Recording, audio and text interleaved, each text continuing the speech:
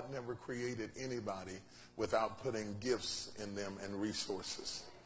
And you need to understand that. And if you're going to receive the prosperity that God wants you to have, you need to be able to do a gift assessment in your own life to know what it is that you have for God to bless through. And let me say some very practical things that I believe are going to help you.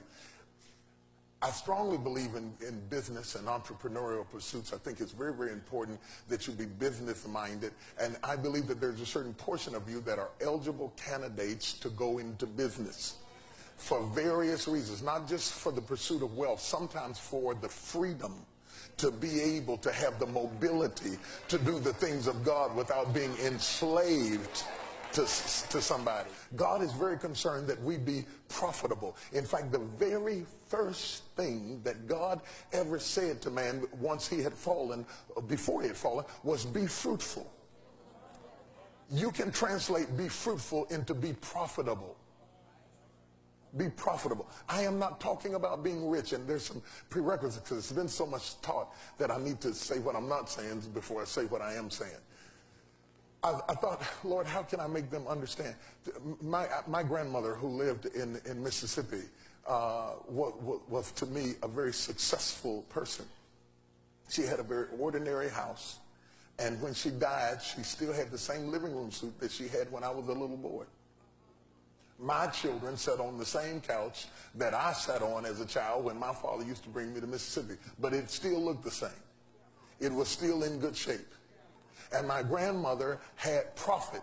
She had profit not because she was rich. My grandmother didn't keep moving up her spending with her income,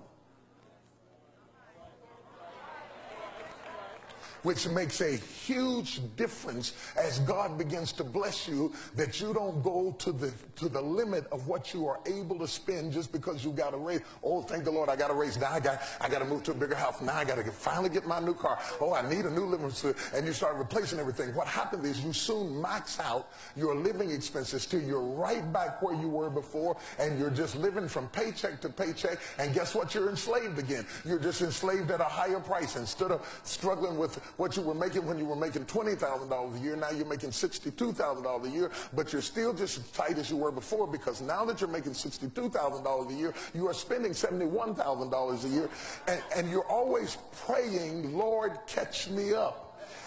And pretty soon God stops answering you, because God soon realizes that no matter how much he gives you, you are caught up in a spending syndrome, and you're going to spend to the limit, and you are unprofitable. So God does not continue to bless you because you're not yielding a profit. It's not profitable. You have to, there's only one or two things you can do. Either adjust your income or bring down your expense level, bring your budget down. There's the only two things you can do. You can pray, you can fast, you can fall out, you can talk in tongues, you can run up here with $20 and fall out on the altar and dance all the way back to your seat and hit your head on a pew.